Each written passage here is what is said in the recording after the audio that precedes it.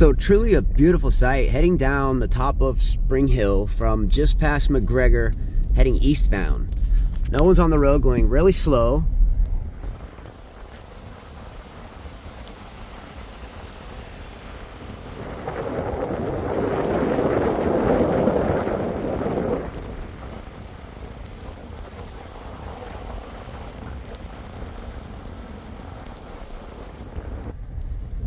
St. Paul's.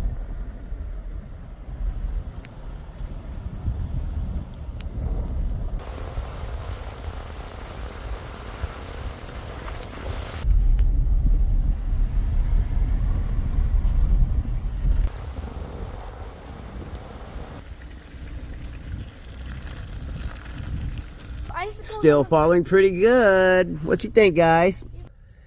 Close to 8 inches, still coming down hard.